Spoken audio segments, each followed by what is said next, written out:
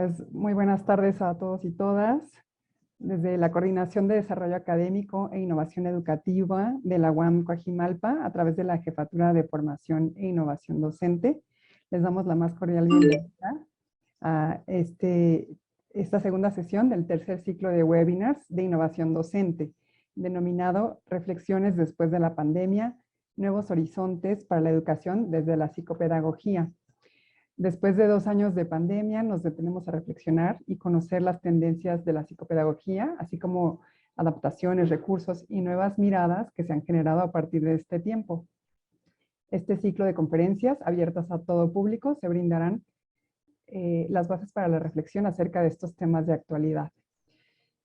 También estos ciclos de webinars nos permiten reflexionar sobre temas de innovación educativa y explorar nuevas modalidades semipresenciales, conservando las ventajas de la tecnología, sin olvidar la importancia también de la presencialidad personal y participativa, y por eso es de que vamos a tener algunas sesiones con estas modalidades. En este segundo webinar, titulado Burnout en docentes, los factores de riesgo durante y tras la pandemia, cómo autorregularse, el participante al finalizar contará con herramientas y elementos necesarios para atender el burnout y contar con nuevas técnicas de autodiagnóstico y autoayuda. Y está con nosotros en esta tarde, a quien le agradecemos mucho, el doctor Ignacio Alejandro Mendoza Martínez. Y bueno, él además de ser un profesor y colega, pues es amigo también. Y el doctor Ignacio Alejandro Mendoza Martínez nació en la Ciudad de México y estudió la licenciatura en Psicología en la Facultad de Estudios Superiores de la UNAM. Posteriormente, estudió la maestría en Administración de la Facultad de Contaduría y Administración de la UNAM y se graduó del doctorado en Ciencias Administrativas de la Universidad Autónoma de Tlaxcala y del doctorado en Administración por la UNAM. Tiene más de 25 años impartiendo la materia de Seminario de Investigación en Ciencias de la Administración en la Facultad de Contaduría y Administración de la Universidad Nacional Autónoma de México. Ha impartido cátedra en los niveles licenciatura, maestría y doctorado en instituciones de educación superior, tales como Universidad de las Américas, AC, Universidad del Valle de México, Universidad ISEC, el Instituto Tecnológico de Estudios Superiores de Monterrey, Campus Ciudad de México, la Universidad Autónoma de Tlaxcala y la Universidad de Anáhuac, México, Campus Sur y Norte. Además es consultor y escritor de libros y artículos científicos de temas de administración de recursos humanos y comportamiento organizacional, y acreedor de varios premios por sus investigaciones, premios del CONACYT y de la ANFECA, sobre estos temas también. Pues bienvenido, doctor, gracias por aceptar la invitación y pues le dejo con su presentación y usted ya nos indicará la dinámica de participación. Y pues es importante señalarles que para tener una mejor calidad en la transmisión, les pedimos por favor mantener el video y el audio apagado, a menos que quieran hacer una aportación. Muchas gracias, bienvenidos y bienvenidas. Adelante, Gracias, doctor. muchas gracias, Sofía. Bueno, buenas tardes tengan todos ustedes. Me gustaría, ya que es un grupo, no es un grupo tan grande, es un grupo pequeño, me gustaría verlos. ¿Habría oportunidad de verlos con el video? Sí, Sí, adelante, sí. eso es. Podemos vernos y platicar, que esta sea una charla, ¿les parece? Me da gusto verlos, me imagino que todos son profesores igual que yo, son investigadores igual que yo, entonces me encantaría platicar de igual a igual y que esto sea una charla en ese sentido interesante, ¿no? Entonces veo que pues me encantaría verlos a todos ustedes. La plática está relacionada pues con algo que nosotros vivimos día con día, que es lo que es la docencia, la investigación en instituciones privadas y públicas, y antes y después de la pandemia, ¿no? Ahorita, esto que estamos viviendo pues es el resultado de muchas cosas, ¿no? Con respecto a una pandemia que ya sabíamos utilizar tal vez estas tecnologías para algunos empezamos a aprender, etcétera. Sin embargo, yo creo que la pandemia nos llevó a aprender muchas cosas, a adaptarnos en muchas cosas y a tener este tipo de tecnologías donde nos acercamos más las personas y a veces se dice que nos acercamos las personas que estamos cerca, pero nos alejamos las personas que estamos, nos acercamos las personas que están lejos, pero nos separamos las personas que estamos cerca. Entonces es como como algo contradictorio, pero es cierto. Ahorita esto por la tecnología nos hace que podamos platicar, vernos y estando lejos en ocasiones, ¿no? Bueno, muy bien. En el COVID, pues la pandemia nos llevó a estar en casa y no convivir, pero tener este medio tan importante para poder salir adelante, y eso sirvió tanto para empresas como para organizaciones como esta, de instituciones de educación superior, y en el profesorado para seguir dando clases, ¿no? Entonces esto es el sentido de lo que es vivir durante el COVID como profesor, como investigador, y todo lo que implica, ¿no? Entonces, la charla de hoy es, qué está sucediendo? ¿Cómo éramos antes como profesores dando clases? ¿Y cómo era la atención? ¿Cómo era la emoción? ¿Cómo era nuestra forma de vivir durante la pandemia que sucedió y posteriormente a la pandemia, lo que ahorita estamos, entre comillas, viviendo? La pandemia, yo sé que todavía no ha terminado, pero tenemos ya una ventaja importante. Entonces, les comento, yo quisiera, lo que había comentado con Marta Sofía era hacer una charla donde podamos hablar, tanto ustedes como yo voy a exponer algunas cosas teóricas sobre lo que es el burnout, lo que es el desgaste profesional, las experiencias que se viven como profesor investigador. Les preparo una parte teórica, una parte práctica, donde yo he hecho algunos estudios junto con mi equipo y hemos visto tal y tal cosa, y posteriormente cómo lo afrontamos o cómo lo hemos podido afrontar en diferentes situaciones. Eso es lo que yo he planteado. Entonces, pues vamos a platicar al respecto. Por aquí les presento, déjenme compartirles el inicio de lo que es un tema importantísimo. A ver si lo ven, ¿sí lo ven? ¿Sí? Este es el tema taller, yo lo estoy pensando así. El burnout en docentes, los factores de riesgo durante y tras la pandemia, ¿no? Entonces, para entrar de lleno a este punto, quisiera comentar una parte teórica acerca de lo que es nuestra personalidad y el por qué a partir de esta personalidad nos da el burnout, ¿no? Entonces, fíjense bien, vamos a platicar un poco la parte teórica. La parte teórica nos habla, hay estudios desde los años 60 que iniciaron, ¿no? Y posteriormente en los 80 hay investigadores como Rosenthal y Parker que empezaron a hablar de un tipo de conducta que definía un tipo de personalidad. Esto es el inicio de lo que son los estudios sobre el estrés. Entonces, vamos a platicar un poco sobre eso, ¿no? Hay lo que sería la salud, la dirección en las organizaciones, ¿no?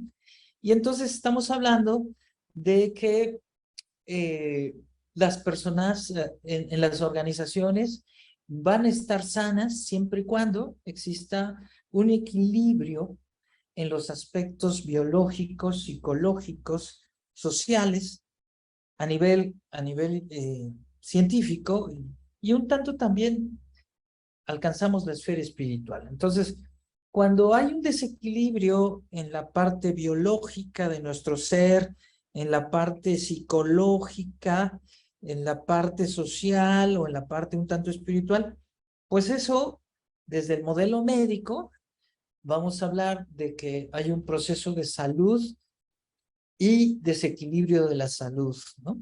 Desde eso, vamos a ver que nos vamos nos vamos a afectar en ese desequilibrio y todo esto va a repercutir en el desempeño organizacional. Entonces, Rosenthal, los estudios de Rosenthal, empiezan a trabajar sobre ello en las organizaciones.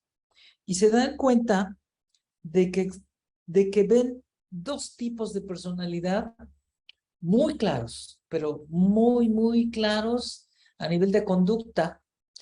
Y tomando en cuenta esa perspectiva conductual, vamos a identificar a personas que son individuos que catalogaron como conducta tipo A y conducta tipo B. Entonces, aquellas personas con conducta tipo A definían un tipo de personalidad a través del tiempo, ¿no? Y entonces ya después no solamente hablaron de conducta, sino de personalidad de tipo A. Entonces, esa conducta de tipo A que los lleva a tener un tipo de personalidad ya definida como tipo A, son personas que están agresivamente involucradas en una lucha crónica incesante por lograr más y más en menos y menos tiempo.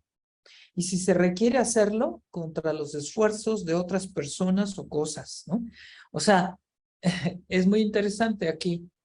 Entonces, se daban cuenta que en las organizaciones había personas que tenían este tipo de conductas, que querían ser identificados como personas competitivas, personas que hacían dos cosas a la vez, que querían destacar por esa agresividad hacia el logro de metas y objetivos y que de alguna manera se veía socialmente con mucho empuje, lo que hoy llamamos empuje en las organizaciones.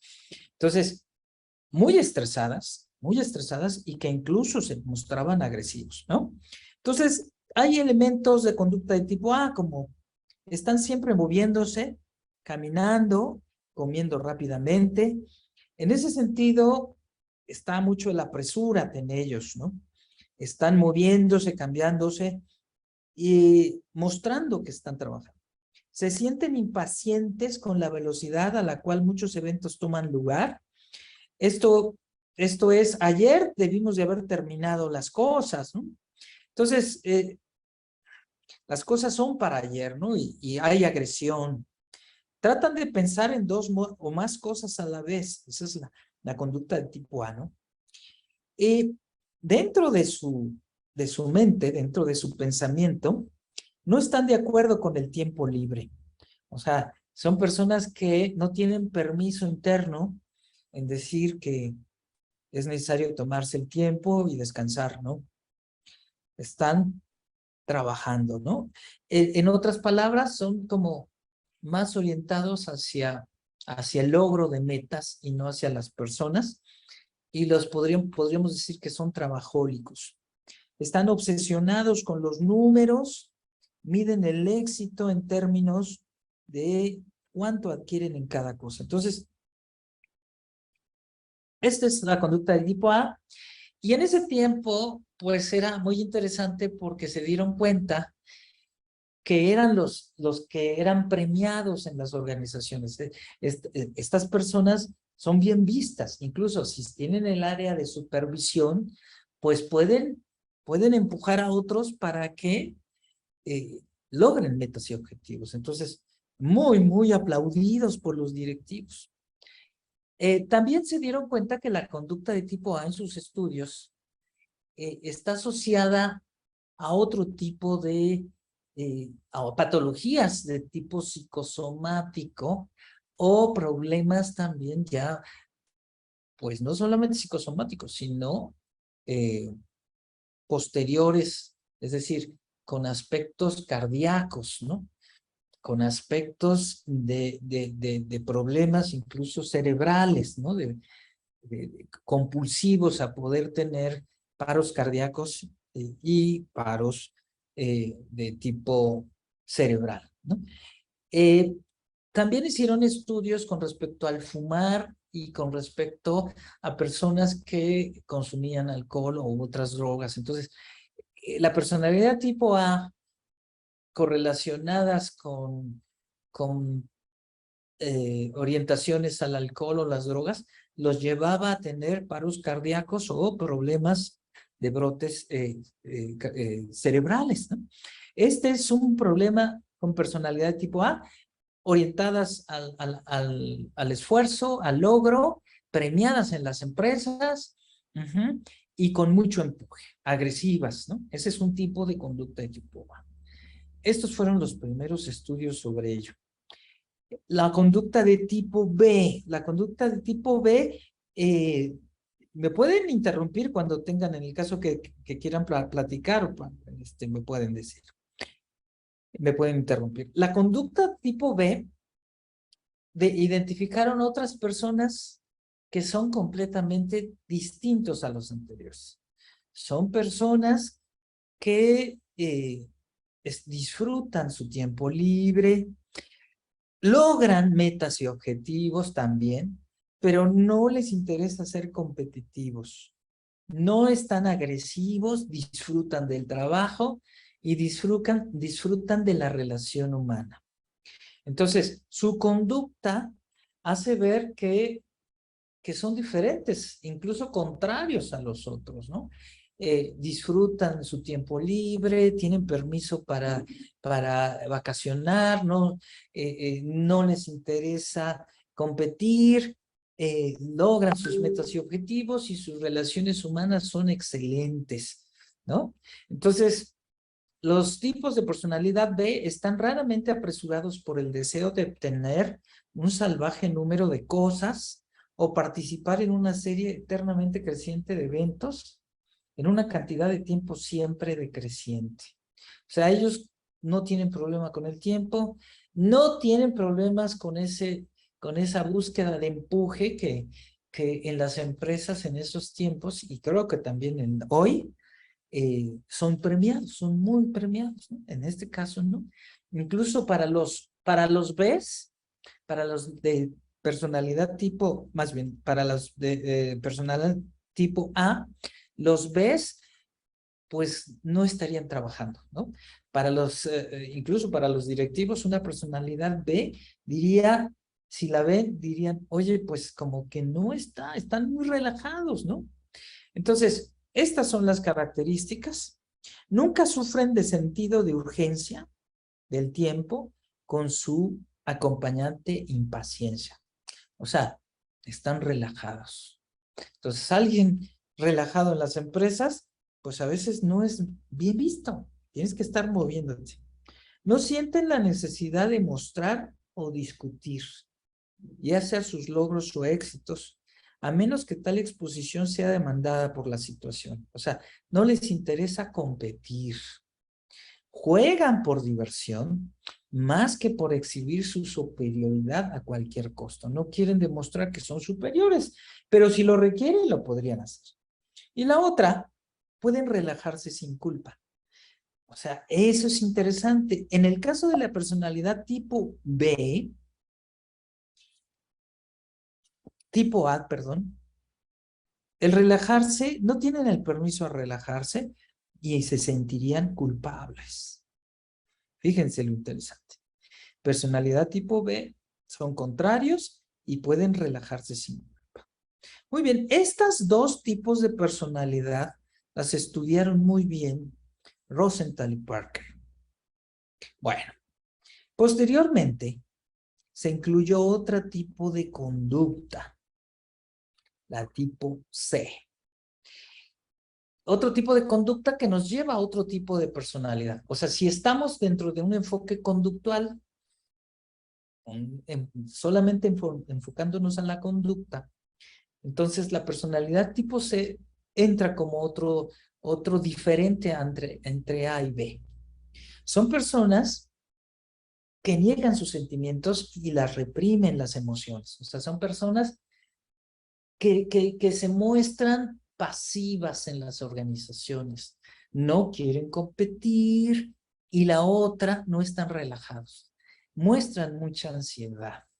Esto a su vez las predispone a ser más susceptibles a determinadas enfermedades de tipo psicosomático. Algunas son como asma, resfriados o cáncer, es decir, presentan enfermedades de trabajo.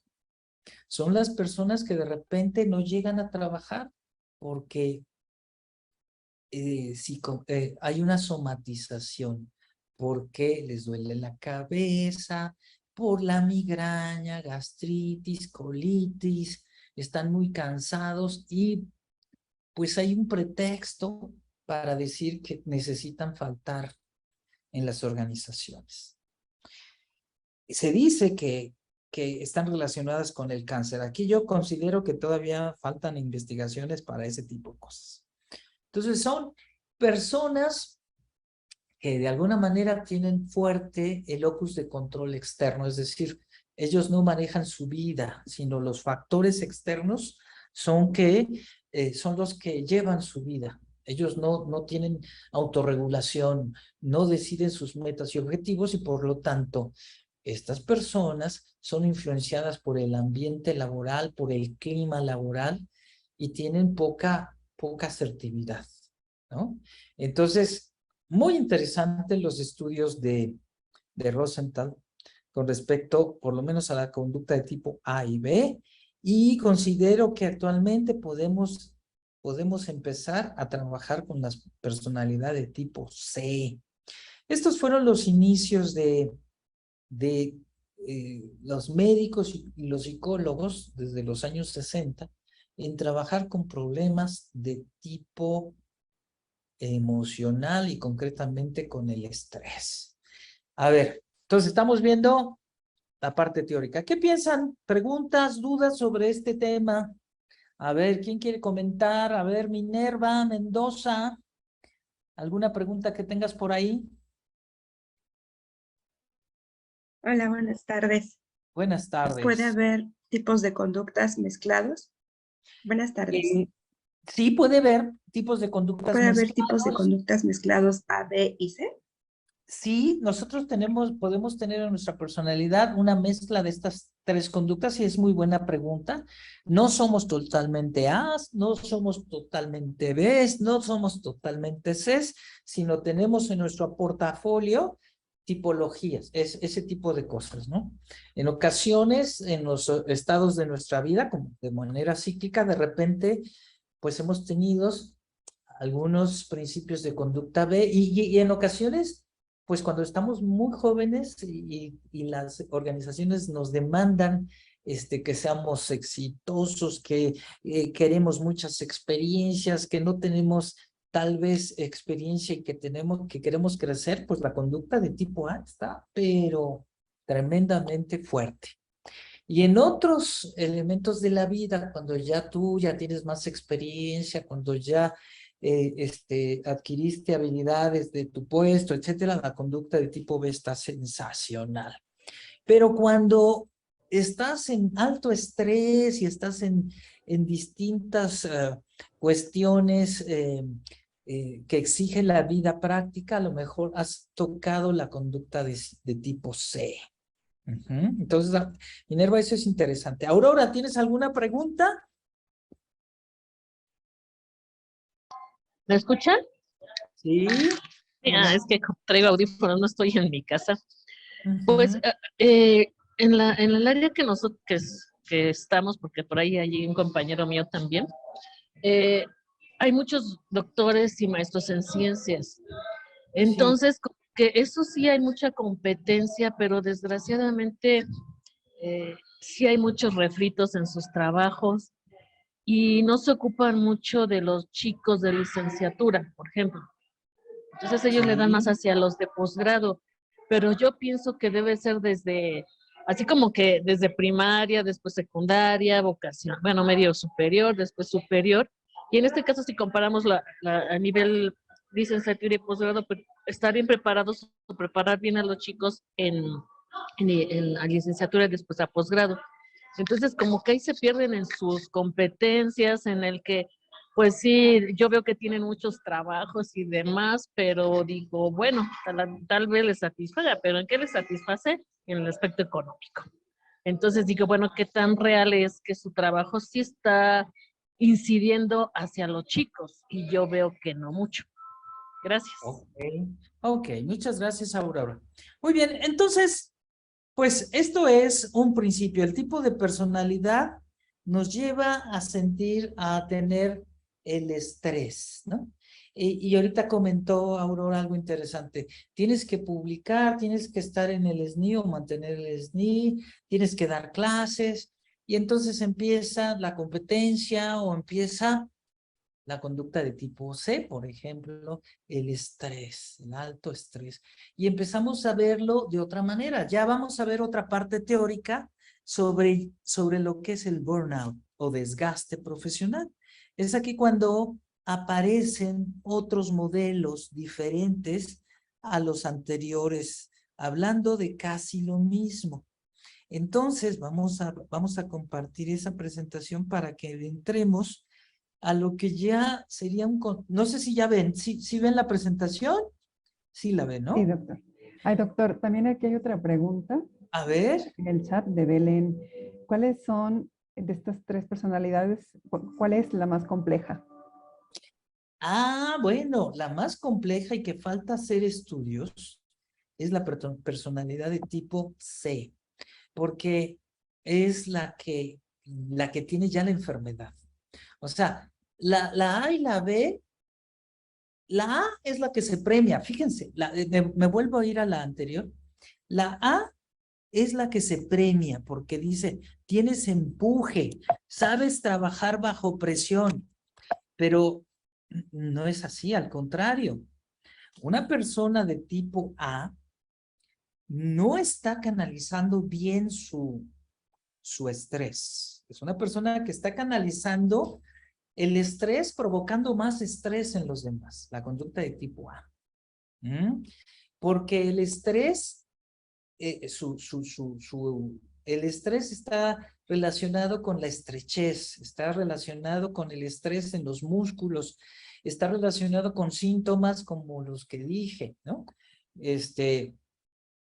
Aspectos de agotamiento físico, migrañas, problemas estomacales, agresividad, aspectos de conflictos, ¿no?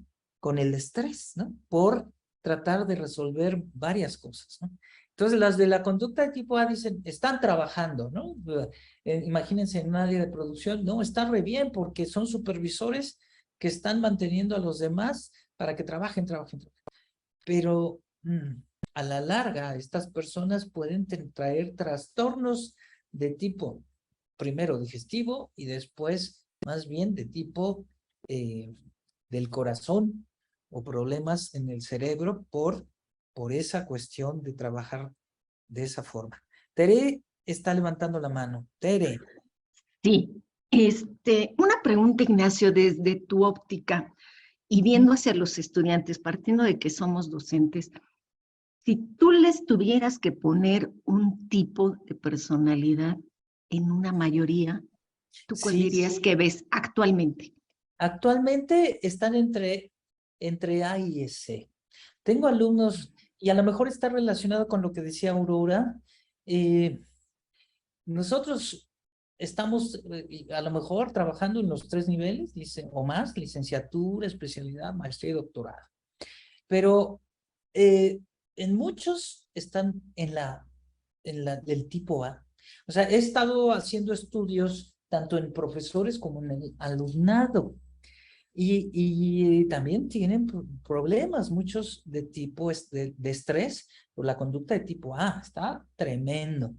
Y otros que a lo mejor está por ahí en la licenciatura tienen mucha B. Entonces, ni muy, ni tan. O sea, tenemos que no provocar el estrés, ese no es el sentido, sino que estén orientados también a logros y que sepan controlar su estrés, que sepan, porque ahorita estamos en otro tipo de personalidades con los chicos. Aquí tenemos varias teorías. no me gusta hablar de estos términos, pero estamos en generaciones de cristal que no les podemos hablar y decir cosas porque entran en sus problemas, sus personalidades, ¿no? Incluso personalidad de tipo C, ¿no? Entonces sí, es muy delicado, es muy delicado. Bueno, muy bien, vamos a seguir ahora con otro tipo de teorías que ya no estamos hablando de los años 60 y 80, que son más actuales, que iniciaron en los años 80 y que centraron este pensamiento de lo que es el constructo, que es el que estamos viendo hoy, que se llama desgaste profesional o síndrome de burnout. Rosenthal y Parker trabajaron para hablar del estrés, pero en los años 60, en los años 80, lo que es Maslach, Cristina Maslach y Jackson, acuñaron un término muy interesante que le llamaron en inglés burnout, o sea, gente que está quemada. Ellos iniciaron en estudiar el estrés en los hospitales. En los años 80, Maslach y Jackson, trabajadora social, psicóloga, etcétera, estaban estudiando el área médica y se dieron cuenta que el área médica en emergencias, por ejemplo, pues tenía altos niveles de estrés. Aquellas personas aquellas enfermeras, aquellos doctores que eran totalmente orientados al trabajo social, etcétera, ahora estaban siendo quemados. Una persona quemada es una persona que está herida, que no puedes tocarla porque su herida es muy grave, está desgastada, ¿no? Estar quemado, estar desgastado, exhausto y perder la ilusión por el trabajo. O sea, es gente que era exitosa y que poco a poco, por tener tantos pacientes, por todo lo que implica este tipo de cosas, ahora se convertían en personas incluso hasta agresivas con los pacientes, personas que no querían enfrentar a otro paciente porque era eso, un enfrentamiento en lugar de una asistencia. Y entonces se agotaban desde el punto de vista físico, ¿no? Y entonces ya de alguna manera era una enfermedad. Se dieron cuenta que ya era un estrés que no podían controlar y se enfermaban. Entonces empezaron a hablar de esto, ¿no? En los años 80. Entonces aquí tenemos a Maslach y Jackson. Emplearon el término para referirse a una situación donde profesionales de ayuda y atención a personas experimentaban sobrecargas emocionales, o sea, estaban hartos de atender pacientes. Y después ellos fueron retomados por otros investigadores, como nosotros, los psicólogos, para estudiar el fenómeno del burnout en instituciones de educación superior. Y a partir de los años 80, 2000 para acá, pues el estudio del burnout no solamente se hizo en instituciones de educación hospitalaria, sino en instituciones de organización superior, de estudios superiores y en empresas, ¿no? Entonces ellos definían a personas que habían experimentado sobrecargas emocionales, agotamiento físico. Decían, oye, pues es que estoy agotado, he trabajado toda la semana. Y actitudes negativas hacia los clientes, incluso agresivas, e incluso cínicas. Dichas situaciones estaban cargadas de sentimientos de coraje, desesperanza, miedo.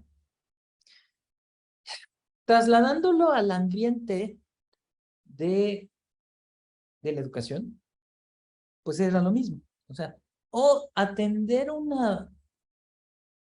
en horas fuera de clase a un alumno implicaba un enojo, una agresividad. No quiero atender a nadie, etc. Eso es el estrés. Esto es el burnout. Entonces, vamos a irlo entendiendo. Estas personas eran exitosas en su trabajo, pero poco a poco perdían ese interés, perdían la responsabilidad y respeto a los clientes, repercutiendo en la insatisfacción tanto de los clientes como la calidad de la atención. O sea, no solamente es un problema individual, sino que ya es un problema que establece un problema de salud en el trabajo. Establece no dar un servicio, ¿no? Y se observa muy claro y muy rápido en un enfermero, en una trabajadora social o en un médico, ¿no? Que no atiende y que se enoja o que está desgastado, ¿no? Yo he dado atención a médicos, a profesores sobre este punto porque sí viven mucho estrés y los he visto también en terapia, ¿no? Entonces esto no es solamente de profesionistas de la salud, sino también en profesionales de la educación y en empresas. Entonces fíjense bien, Maslow dijo, bueno, es un problema de estrés, pero se observó 3 variables que pudo definir, 3 constructos que pudo definir muy bien y que pudo estudiar. Uno de ellos es el cansancio emocional, la otra es la despersonalización y la otra es la falta de realización personal. Y es curioso porque desde los años 80 eso empezó a hablarse. Ya en los años 2000, 20 años después, pues ya esto ya era súper reconocido en diferentes países y la investigación se hizo súper intensa en estos rubros. El cansancio emocional. ¿Qué hay con el cansancio emocional? Estos personajes, este equipo médico de salud y después equipo profesionista, profesores e investigadores, tienen una disminución y pérdida de recursos emocionales. Es un problema de tipo emocional. O sea, el estrés, como lo veían Rosenthal en los años 60 y 80, ya no era así. Ya no está relacionado solamente con síntomas de gastritis, colitis, no. Ya estamos hablando de problemas más fuertes de tipo emocional. Y hay un sentimiento de falta de capacidad para atender a las personas. Hay una negación a seguir trabajando. Incluso hay una agresión. Entonces, ya hay un cansancio emocional que lo podemos ver, palpar y medir. Esa es una. La otra, hay una despersonalización. O sea, la gente que antes tenía una actitud muy, muy importante para atender a las demás personas, ahora tenían una actitud deshumanizada, una actitud cínica incluso contra sus pacientes. Había inestabilidad y había un endurecimiento afectivo en el trato con las personas. Esto es bien interesante porque aquella persona que era dulce, contraria a esto, ahora se mostraba incluso agresiva e incluso cínica, la actitud cínica. Bueno, déjenme decirle que en México hemos hecho estos estudios. Yo inicié desde el 2000. Llevo años haciendo estudios sobre el burnout. Inicié desde el 2000 en clínicas, como el Hospital General de México de tercer nivel y otras de tipo del Seguro Social, etc. Y veíamos que la personalización era un mecanismo de defensa. O sea, ante el problema del cansancio emocional, la despersonalización era un mecanismo de defensa que era anteponer ese cansancio, el otro tipo de personalidad que no somos, pero para poder sobrepasar o sobrevivir ante el estrés. Y la siguiente, que era la parte también que era la tercera fase, si lo vemos así, primero es el cansancio emocional, después la despersonalización y por último la falta de realización personal, era la pérdida de interés por el logro de objetivos y metas, que no solamente son del trabajo, sino son también de otras áreas de tu vida. Entonces hay una tendencia a evaluar el propio trabajo en forma negativa. Lo que antes disfrutabas ahora ya no te da sentimiento, ya no te da sentido y significado. Hay vivencias de insuficiencia profesional, o sea, empiezas a darte cuenta que ya no tienes las habilidades que antes tenías. Es como una pequeña depresión en ese sentido. Existe una baja de autoestima personal y hay disminución de expectativas personales, o sea, ya dejas de tener ideas de logros en tu futuro. Y hay un rechazo de los logros de sí mismo y hacia logros personales y grupales. Entonces, estas tres subescalas son las áreas de interés para poder medir el burnout. Entonces, muy interesante, ella es Cristina Maslach, desarrolló su instrumento que está confiabilizado y validado, hablando ya en términos de tipo psicométrico y científico. Tiene 22 reactivos y está midiendo el síndrome. O sea, aquí vamos ya a entender el burnout como un síndrome. De hecho, se le llama síndrome de burnout. O sea, no son signos y síntomas.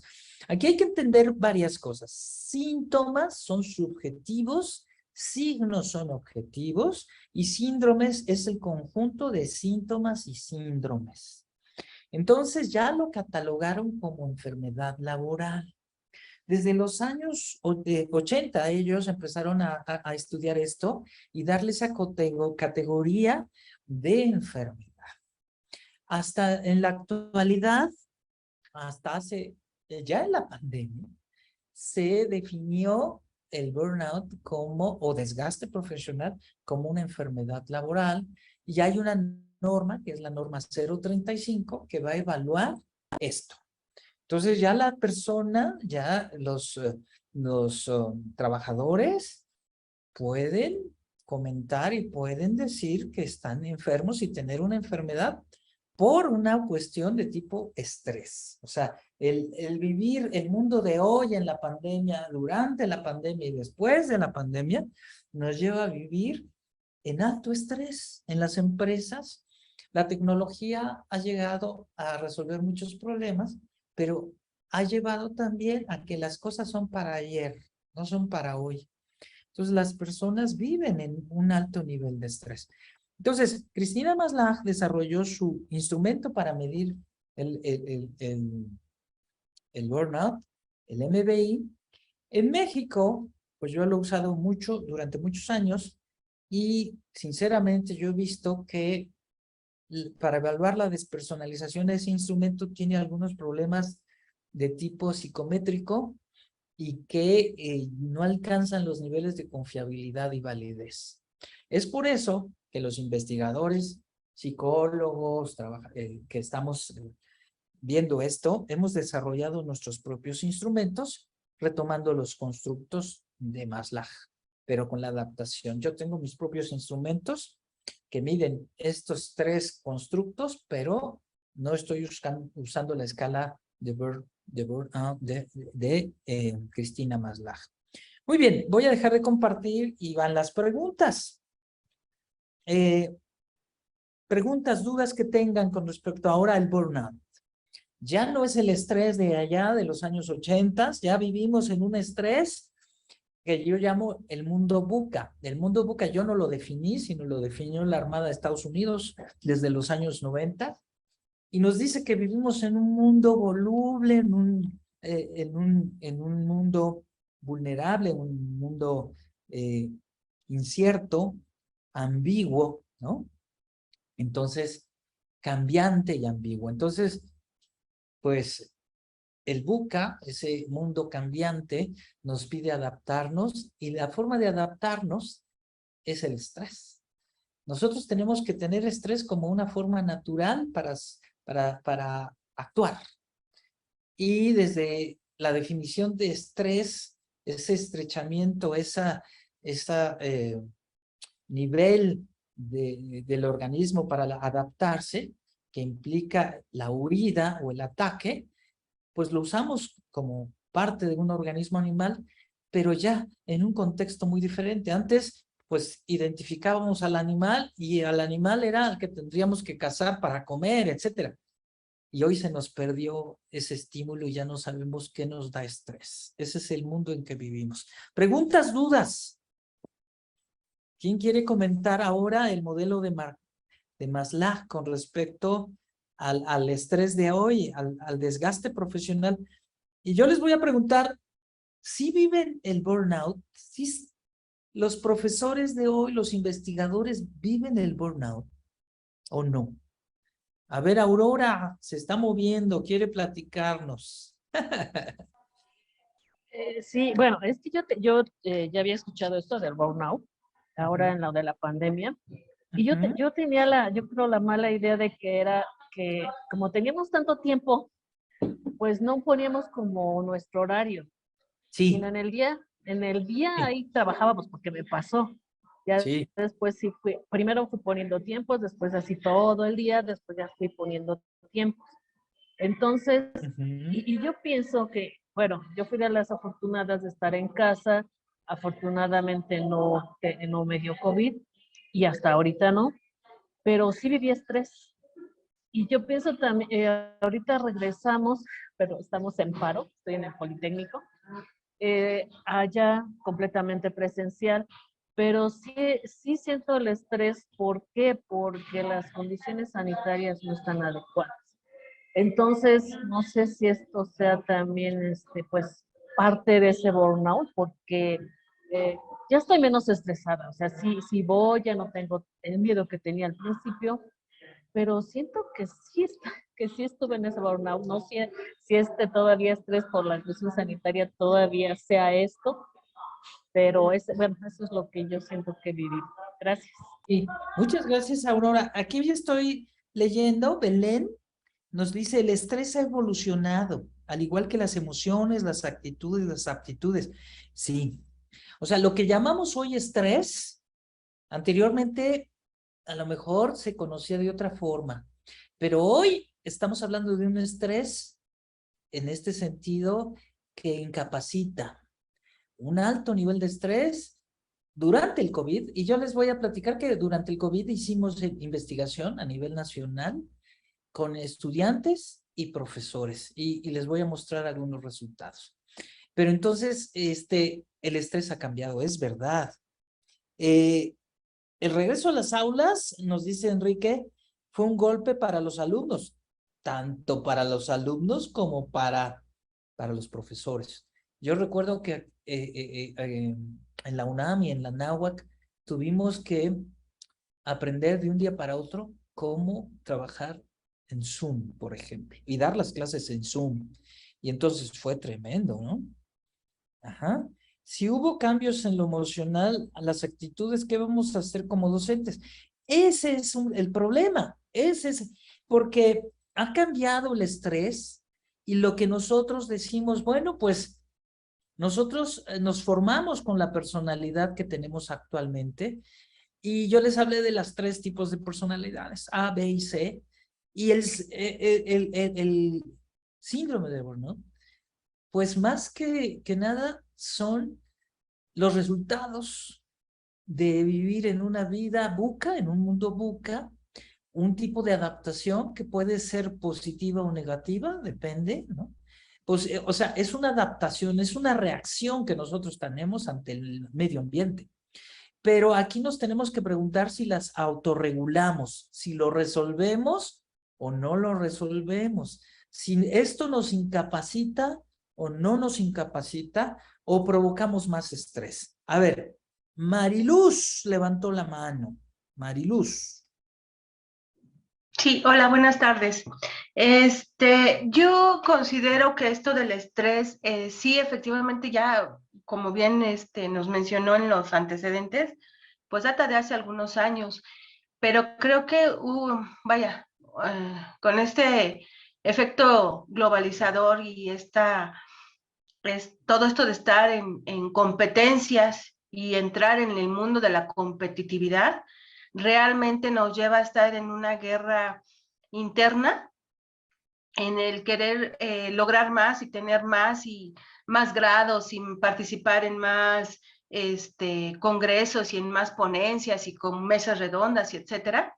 Y eso nos lleva a estar, a que nosotros estemos constantemente, pues no solo capacitándonos, sino superándonos a nosotros mismos con lo que eso lleva, ¿no? Y aunado a que en nuestro país, pues bueno, este proceso de la educación, hace poco vi por ahí unas estadísticas que México es uno de los países que tiene más, los profesores tienen más alumnos en sus grupos y en relación a otros países, ¿no? Entonces, sabemos lo que eso conlleva, ¿no? El que haya que calificar más, que tratar de aplicar más estrategias, etcétera, ¿no?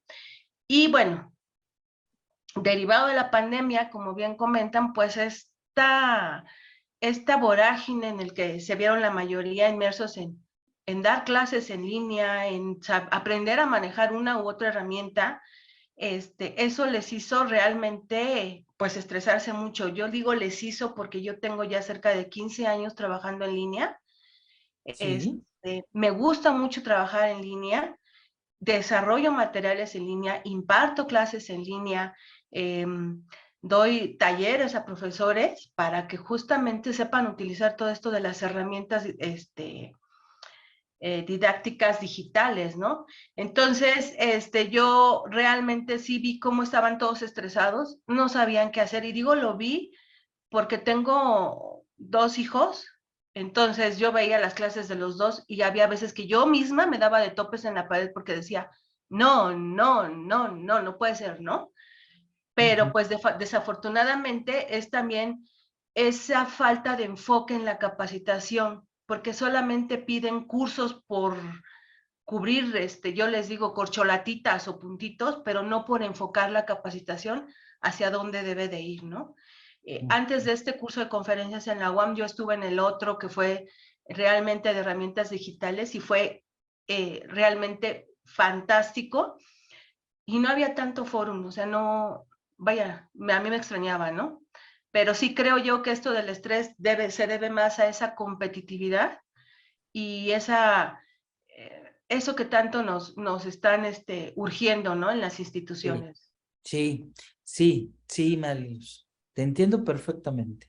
Tenemos ya muchos alumnos, tenemos que tener tantas y tantas horas frente a grupo, tenemos que ir a tantos congresos, tenemos que hacer papers, tenemos que publicar, y todo en 40 horas.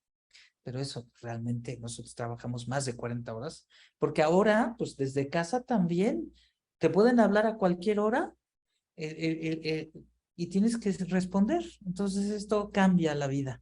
Tere Lara, levantaste la mano. Sí.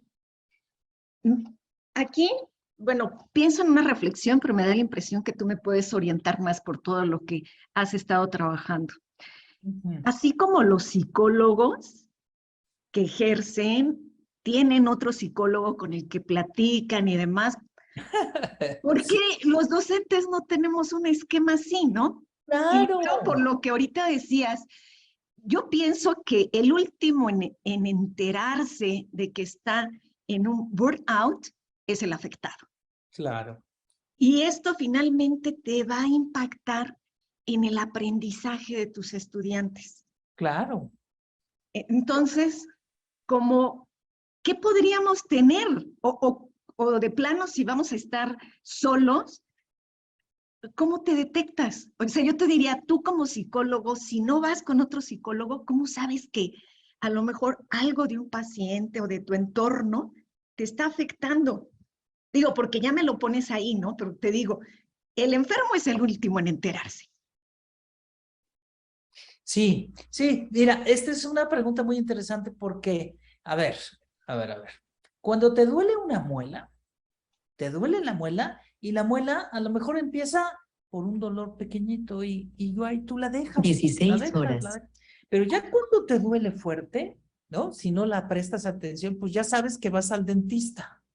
Pero ya el dentista a veces se enoja contigo porque te dice, oye, ya casi tu muela está cayéndose y apenas vienes y te regaña, ¿no? Yo tengo un amigo que es mi dentista que ahora me regaña, ¿no? Pues sí, es cierto. Pero cuando tenemos un problema de tipo emocional, pues, primero, para los hombres es diferente que para las mujeres. Las mujeres tienen otro tipo de redes diferentes donde pueden expresar sus emociones más fácil. En el ser humano, en el hombre, no es tan fácil. No estamos acostumbrados a hablar de nuestras emociones de verdad. Somos educados de manera diferente. Por eso la personalidad tipo A, B y C es diferente en hombres y mujeres. Pero también, entonces, en eso, cuando esto a nivel emocional va creciendo, nos vamos a tener que preguntar si necesitamos ayuda y si te podemos autorregularnos. Me encantó que Marta Sofía me dice, la autorregulación, pues sí, eso está padrísimo si tenemos la capacidad de darnos cuenta y de enfrentar el problema. Está padre. Hay personas que sí tienen esa capacidad.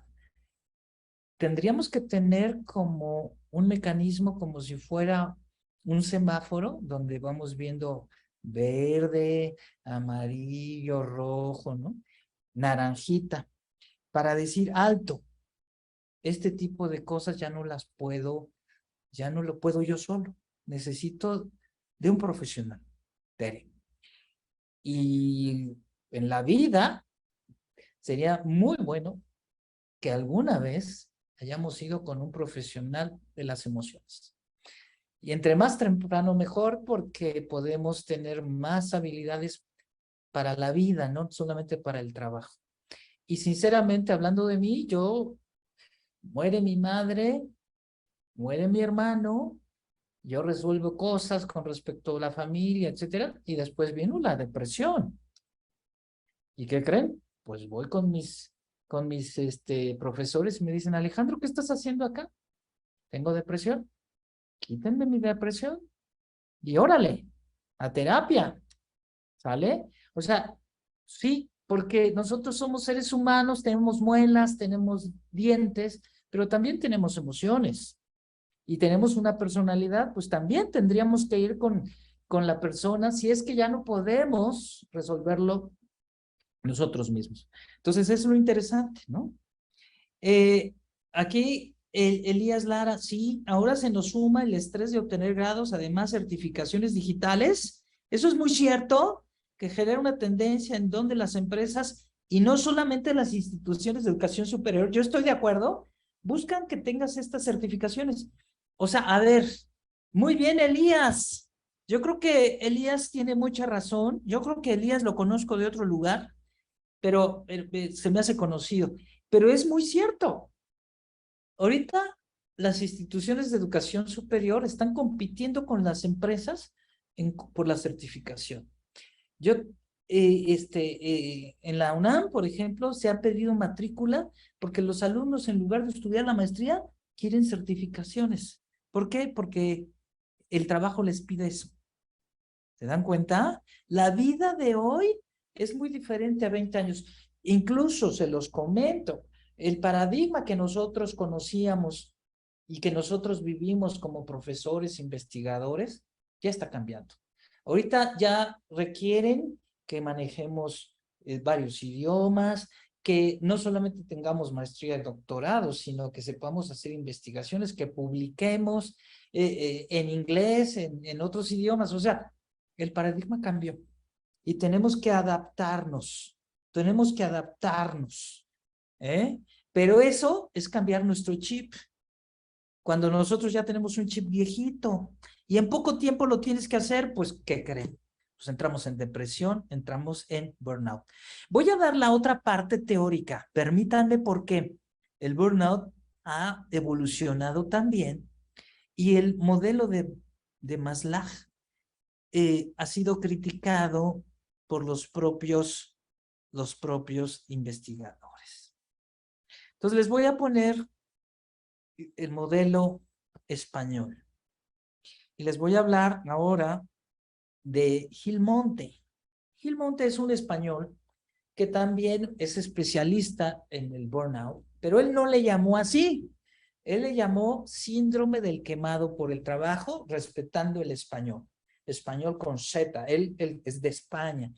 Él ha venido a México, ha publicado en libros, ha publicado papers y tiene seguidores.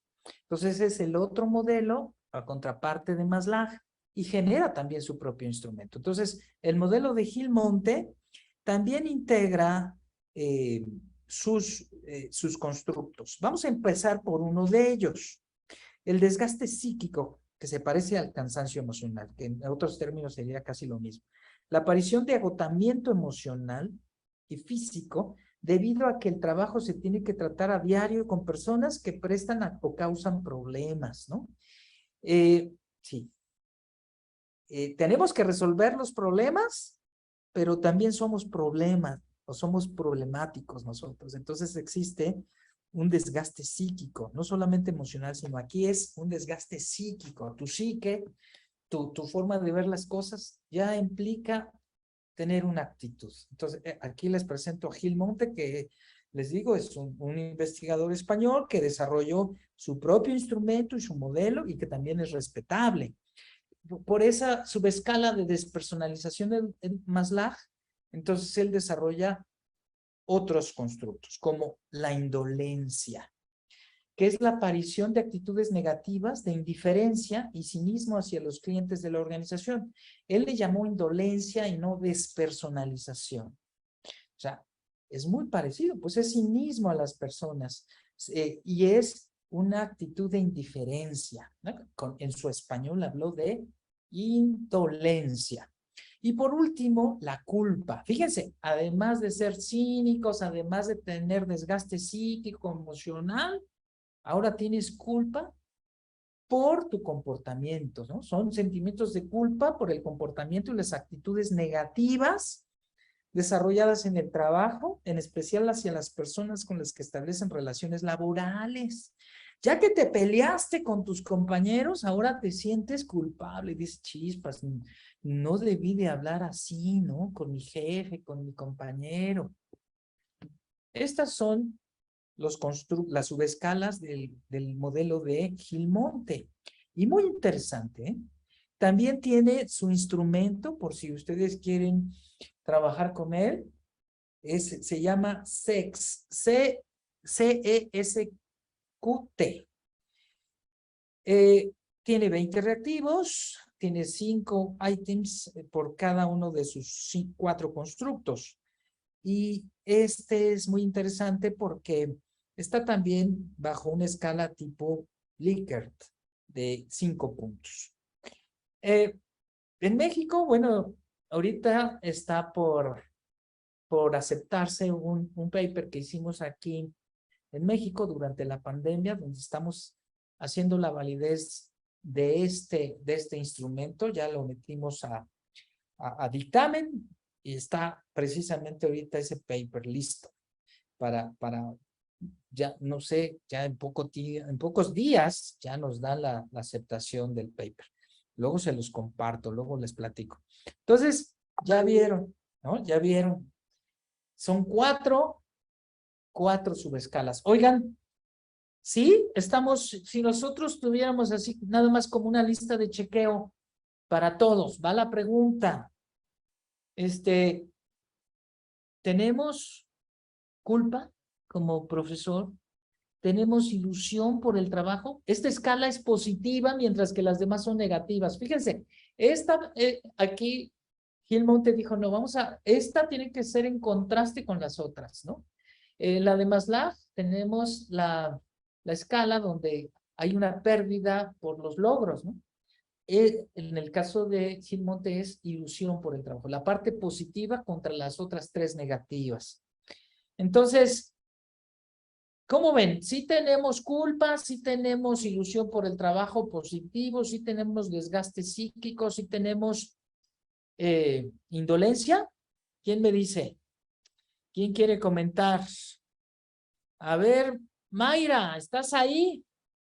Jóvenes, vamos también a ver ahora los profesores jóvenes. Le dije y cerró su micrófono. ¿Qué pasó con Mayra? Ya no sé, ya no la veo. ¿Quién más quiere participar? ¿Sí? ¿Tenemos eso? ¿Sí nos está dando el modelo de Maslow? ¿Sí? ¿El clic? ¿Sí nos está haciendo clic o no? Sería bueno, ¿verdad? Como hacer una autorreflexión y decir, ¿de esto yo tengo? ¿Qué tanto tengo de esto, no? Bueno. Doctor, aquí tenemos unos comentarios en el chat también, dice Belén, no estamos acostumbrados a hablar de emociones y no se tiene conocimiento del manejo de las mismas. ¡Qué bien! Muy bien, Marta. Esa yo no la había visto, se me fue. Sí. Bueno, las mujeres ya han hablado más que los hombres de las emociones. Las mujeres tienen un mecanismo muy antiguo y les voy a decir, a ver si no se me ofenden, ¿eh? No quiero que se me ofendan, pero antes lavaban la ropa, la lavaban a mano, no estaban las lavanderías, ni estaba, y ahí mismo platicaban y comentaban cómo estaban con las personas. Bueno, ese mecanismo todavía sigue de otra manera, más moderna, platicando en el café. Sí se atreven a platicarlo entre ustedes. Entre los hombres no tanto. Las emociones, y más las débiles, más emociones de debilidad, de tristeza, de depresión, estas emociones en el hombre no están bien vistas, ¿eh? Estas se descalifican en el hombre. Alguien que tenga una emoción de alegría, de qué bueno, esas sí son positivas, pero de tristeza, expresamos más los hombres el enojo, la rabia, ¿no? Y las mujeres no, las mujeres entre ustedes tienen mecanismos de red social. Cuando un hombre está deprimido de a de veras. Entonces son mecanismos de personalidad que son diferentes, que socialmente hemos aprendido a ser diferentes. ¿Algo más que tengan por ahí como idea, como pregunta? Bueno, miren, les voy a compartir algo de estudio. ¿Les parece? ¿Quieren que veamos algo de estudio? Algo ya no teórico, sino vivencias de estudios reales. Bueno, les voy a poner aquí algunas ponencias que hemos incluso ganado premios por las ponencias. Premios de investigación, han sido bonitas ponencias, ¿no? Entonces, a ver, vamos a hacer, a ver, déjenme, a ver, como les decía, son previas a la pandemia y a lo mejor no son tan nuevas, pero lo interesante es que trabajamos en ellas. Aquí estamos hablando de los factores. A ver, ¿sí se está viendo? Porque a lo mejor yo estoy hable y hable y no ven la ponencia. ¿Sí se ve? ¿Es un PowerPoint? Sí, se ve. Se ve, Bueno, gracias. entonces, aquí son factores que queríamos ver qué pasaba con los datos sociodemográficos, hombres, mujeres, el puesto, etcétera, etcétera, en relación al desgaste profesional de los docentes. Fíjense, del 2009, imagínense desde cuándo yo ya estoy investigando esto, y se presentó hace muchos años y nos fue muy interesante, nos fue muy bien, ¿no? Entonces, yo quiero comentar, por ejemplo, que estamos en una institución media de educación superior, donde es un ambiente académico en el Distrito Federal. En ese entonces era Distrito Federal, imagínense, ¿no? Y estábamos midiendo el desgaste profesional, tanto en personal docente como en administrativo. Ya no esto es teórico, ya esto es una evidencia real. Nuestro punto, unidad de análisis, fueron 73 docentes y 37 administrativos. Estamos hablando de un nivel bachillerato, ¿no? Y estábamos midiendo el desgaste profesional, estamos hablando del estrés, que realmente en el concepto teórico se llama diestrés. El eustrés es el estrés bueno, el estrés que nos sirve, es una reacción que tenemos adaptativa, pero que nos sirve para anteponernos a las situaciones del ambiente. Ese es el euestrés. El diestrés pues es el estrés que conocemos día con día. Y dentro de, pues el estrés de nuestros días, estamos hablando de lo que hoy para el estudio del estrés es el síndrome de burnout. Y lo estamos estudiando desde la perspectiva psicosocial, porque hay una perspectiva totalmente clínica de enfermedad. Entonces, el modelo médico fue el modelo de Maslow, fue el que usamos, utilizamos el cuestionario de Maslow. Y entonces, pues aquí viene, ¿no? Aquí estamos hablando de qué estaba sucediendo con aquí no están los alumnos, están los profesores. Es un estudio no experimental, es post facto, transeccional y un tanto explicativo. Entonces, pues tomamos los estudios previos desde Arias Galicia, ¿no? Y algunos clásicos como Maslow, Jackson, etcétera. Y empezamos a ver la perspectiva psicosocial, que es una orientación de hablar, por ejemplo, de una acción adaptativa del medio. Ese sería el desgaste profesional. Y por la perspectiva clínica que no usamos es ver la perspectiva del burnout, pero desde el enfoque médico, desde un enfoque psiquiátrico. Nosotros lo vimos desde un sentido psicológico. Y entonces, pues nos preguntamos, bueno, oye, ¿qué sucede? ¿Qué sucede con los hombres, las mujeres? ¿Estos elementos están causando diferencias en el cansancio emocional? ¿O en la despersonalización? ¿En la realización personal, etcétera? O sea, dentro del modelo de Maslow. Entonces nos damos cuenta, aquí contra la hipótesis nula, ¿no? Para los escépticos, nos dimos cuenta que sí había diferencias importantes entre hombres y mujeres, ¿no? El modelo de Maslow, que aquí la tenemos, nos orientó para entender que estos eran los constructos que teníamos que ver. Y lo interesante fue, bueno, cómo hay diferencias, ¿no? Y encontramos diferencias significativas, ¿no? Los elementos de edad, sexo, estado civil, etcétera, estaban punteando para encontrar que hay diferencia entre hombres y mujeres, que los niveles de edad, las mayores de edad, menores de edad, pues nos están dando diferentes niveles de desgaste profesional, ¿no? Entonces aquí tenemos, bueno, las características, ¿no? Fíjense, aquí casi el 50% de hombres y mujeres, la distribución por años, ¿no? Casi el 60% tiene más edad, ¿no? Estamos hablando de una institución de educación superior, de medio superior, estamos en el nivel de bachillerato, pública, y el personal es más casado, el 55%. Esos son los datos sociodemográficos de ese momento, de ese corte, de esa unidad de análisis. El turno, pues aquí tenemos matutino, vespertino, etcétera. La categoría fueron profesores, personal administrativo, casi el 70 y el 30 y tantos, ¿no? Y bueno, ¿qué pasó? Estamos hablando de un instrumento con datos sociodemográficos. ¿Y qué sucedió? Utilizamos correlaciones de Pearson y utilizamos modelos de ecuaciones estructurales, regresiones múltiples, alfas de Cronbach. Y entonces se midió y encontramos, por ejemplo, que algunas variables eran inversas, otras eran positivas.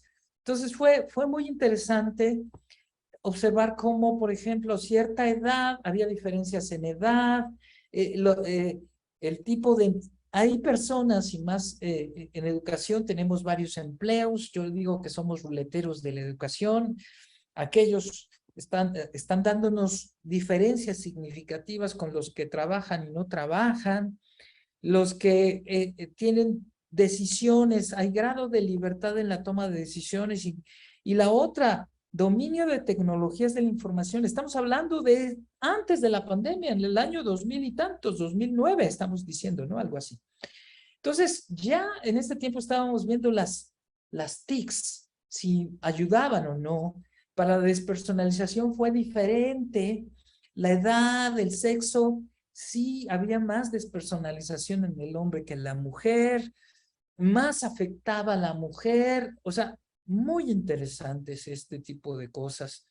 En la realización personal también había variables de tipo sociodemográfico, los estados civiles también influían, ¿no? Los casados, si eran más felices que los divorciados.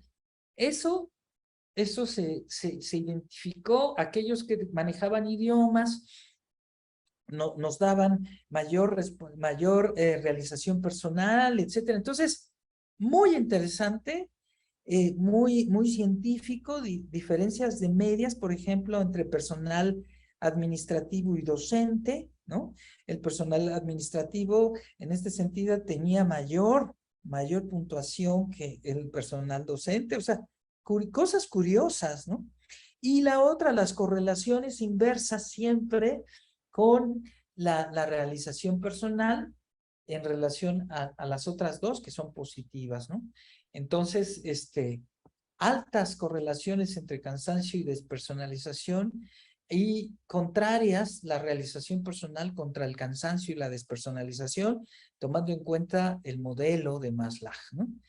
Bueno, estos son los estudios que pudimos hacer en este tiempo, ¿no? En este tiempo, en una institución educativa, entonces estamos hablando de que las mujeres, el burnout, mujeres profesionistas, profesoras, administrativas, el burnout era mayor que el de los hombres. ¿Qué piensan? A ver, Aurora, estás como queriendo participar, queriendo comentar. Pues es que ahorita la pregunta que me surgió es que esto fue antes de la pandemia. Claro, mucho antes, ¿verdad? Entonces, ahorita, pues no sé, le comentaba usted que estaba haciendo, si hizo estudios o algo Sí, hizo en la pandemia. sí, les Entonces, voy a mostrar. Sí, platícame. Creo que esto va a estar exacerbado. ¿Sí? Sí. Y ahorita que dice de las mujeres, sí, o sea, yo he visto que yo soy mujer, me preocupo más, soy más, pues como, ay, ¿cómo se fue la palabra? Pero sí, como que somos, nos preocupamos más, o lo que dicen los psicólogos, o no, una neurocientífica que conozco, no sé si la he escuchado, ¿cómo se llama? Marian Rojas, que dice, el 95% de lo que pensamos no sucede, y creo que así somos muchas mujeres. Entonces yo pienso que sí, nada más lo pienso, por las cuestiones que yo en este tiempo, pues, horas y testimonios de algunas personas que conozco, que esto va a estar exacerbado. Si se hace un estudio, lo que vimos anteriormente va a estar exacerbado después de la pandemia. Sí, Gracias. Aurora. No, incluso durante. Ahorita les voy a mostrar datos durante la pandemia. Nada más quiero atender un poco la participación. Estamos diciendo, por ejemplo, que en las empresas... Octavio Paz, ¿no? Elías, nos está diciendo Octavio Paz, nos está hablando pues de la máscara del hombre, ¿no? El hombre pues no se relaja y no expresa las emociones, ¿no? Y nos está diciendo quien manda en casa es la mujer, ¿no? Muy bien, muy interesante el asunto, ¿no? Sí es, yo creo que sí es verdad. Y luego dice Erika, bueno, pues, ¿y por qué no las inteligencias múltiples? Me encanta, Erika. O sea, lo que es el síndrome de burnout y lo que son otros modelos como la inteligencia múltiple, lo que sería la inteligencia emocional, lo que sería la asertividad, lo que sería un tanto lo que es la resiliencia, son elementos de autorregulación, son elementos que nos fortalecen y que nos pueden permitir hacer frente a esto, ¿no? El que nosotros manejáramos las múltiples inteligencias, manejáramos nuestra propia resiliencia, que manejáramos habilidades asertivas, podría servirnos. Y también Kodai nos está diciendo, me parece que también tiene que ver con la doble o triple carga de trabajo que implica el rol del género femenino. Eso me encantó. Fíjense, es que me están recordando tiempos de los 80s, cuando se bailaba en lo que era, aquí ya no hablábamos de antro, hablábamos de la música disco, ¿no? Entonces era padrísimo la música disco, Pero en esos tiempos, de los 70s y 80s, no existía eso de lo que es hoy. Existían los estudios de género, pero no tan agresivos como ahorita son, ¿no? Estudiábamos la doble jornada o la triple jornada que Koday está comentando. Estudiamos y preguntábamos a las mujeres. Yo iba a Ciudad Neza, tocaba, tenía como 20 tantos años, y le preguntaba a las mujeres, oye, ¿reconoces tu participación en casa es trabajo? Y el ama de casa me decía, no, no es trabajo. No es trabajo, no. Lo hago con gusto, etcétera, etcétera. Y nosotros teníamos el modelo de investigación-acción, ¿no? Entonces, teníamos que darles la información además de diagnosticar, ¿no? Entonces, oye, y le decíamos para que se diera cuenta. Pero si tú tuvieras dinero y pudieras ya sea contratar a un hombre o una mujer, más que un hombre sería una mujer, porque en esos tiempos no existía eso de que el hombre trabajara en casa como ama de casa, entre comillas, ¿le pagarías? Y entonces le brillaban los ojos a las mujeres y decían, sí, yo le pagaría. Y entonces no es trabajo. No sabes a veces lo que yo, cómo veía a la mujer que se reía y mi esposo me debe no sé cuántas jornadas de trabajo, ¿no? Sí, ¿no?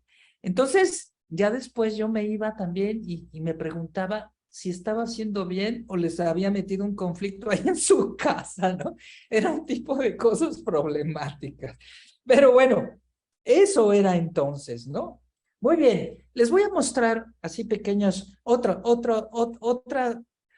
hallazgos, pero ahora ya no con profesores. Les voy a comentar hallazgos durante la pandemia, pero con alumnos, ¿les parece?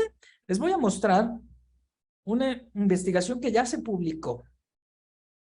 Esa está y que pueden encontrar en el internet. Se llama La influencia de la incertidumbre en la pandemia del COVID-19 en los estados emocionales negativos, la resiliencia como mediador ante la ideación suicida, la adicción a las drogas y el alcoholismo.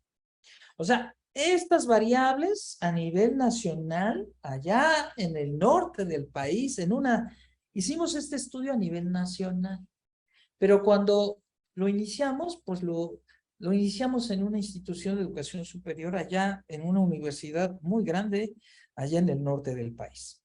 Y entonces, bueno, pues aquí está todo el paper. Si gustan ustedes lo pueden ubicar rápidamente y lo ubican allá en el internet.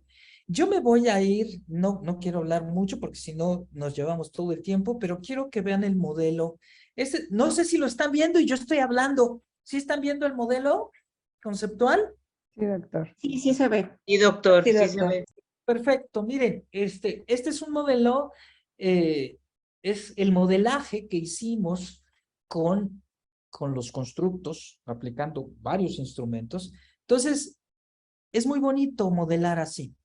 Tenemos variables independientes que llamamos exógenas, como la incertidumbre en la pandemia.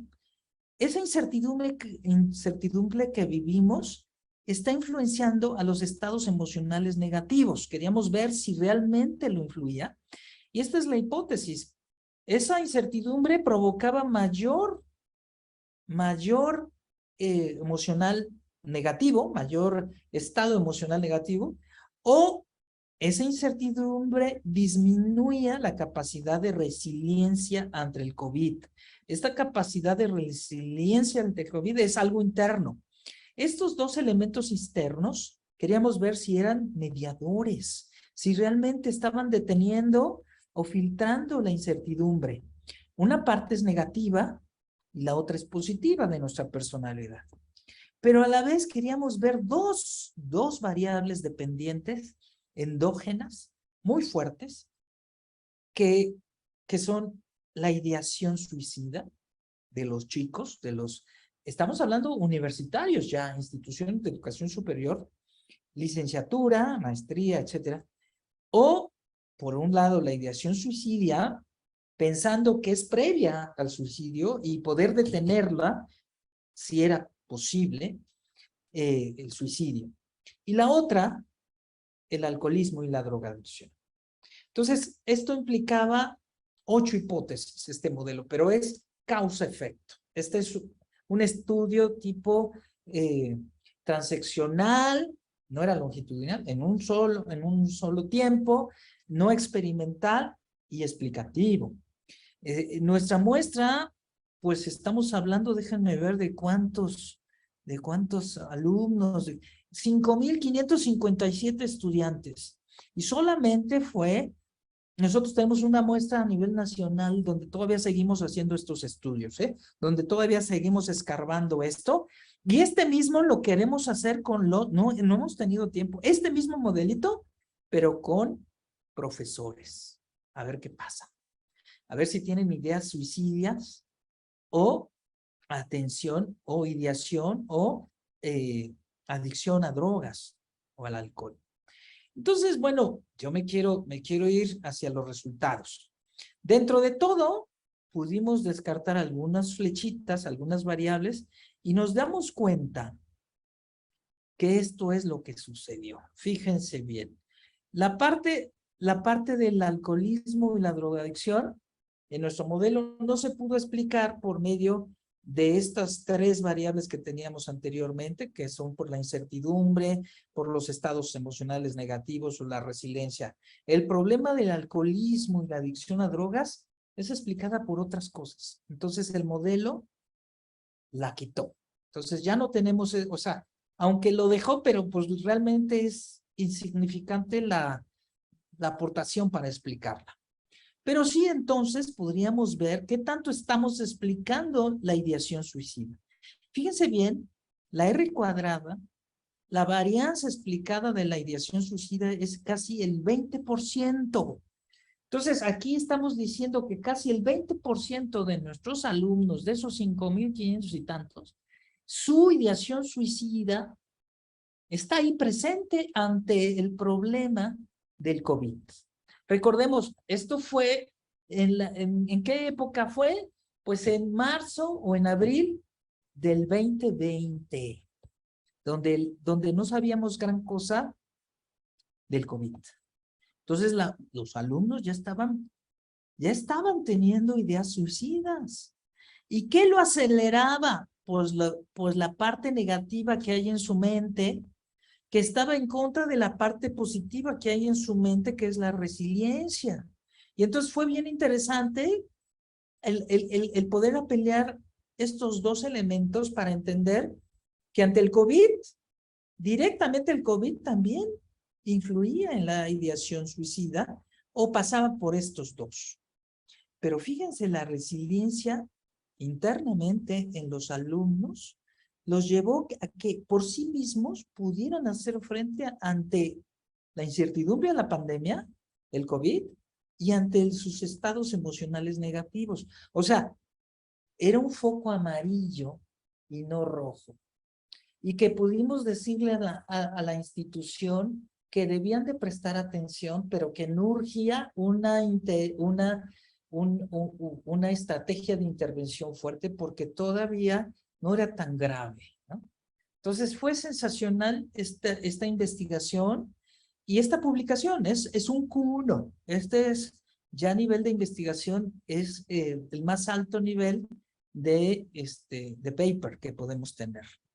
Entonces, dudas, preguntas, chicos, a ver, platíquenos. Bueno, aquí Cruz García nos dice, ¿puede programar cursos para elaborar documentos científicos? Pues eso me dedico. Yo me dedico. Lo vamos a invitar, doctor. Yo me dedico a la investigación. Ahorita estoy por obtener el nivel 2 de SNI.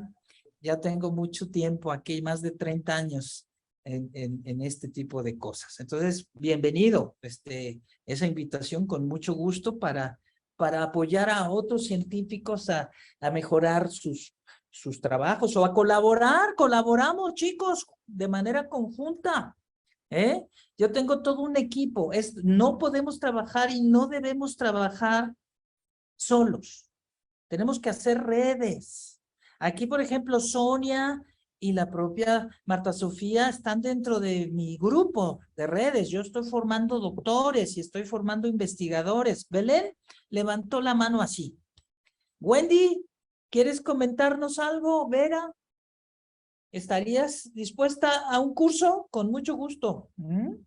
Ah, sí, claro que sí. Desconozco muy bien el tema, pero porque en este momento me incorporé un poquito tarde, pero por supuesto que estoy interesada en aprender más. Sí. Miren, les voy a dejar mi correo electrónico por si quieren platicar y hacer investigaciones conjuntas.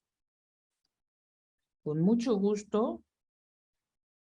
Alejandro.mendoza@nahua.mx. Este es mi correo.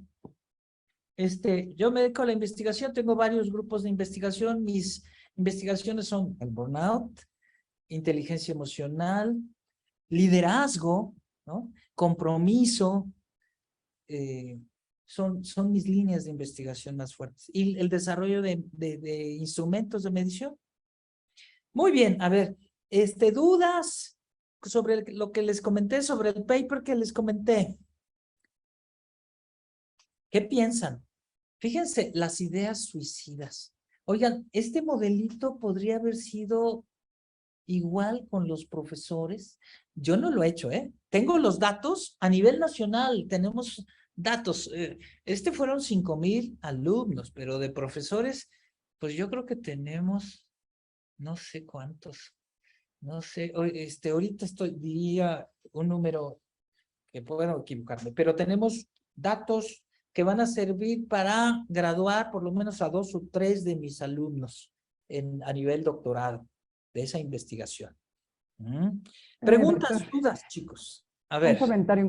Sí, me parece súper interesante lo que nos está presentando y pienso que, bueno, esto fue del 2020, después de 2 años donde muchas personas, muchos hemos tenido pérdidas, pues también físicas, ¿no? De personas muy queridas que se nos fueron, y etcétera, ¿no? Como algunas rupturas en sus familias y muchas cosas que hemos estado escuchando.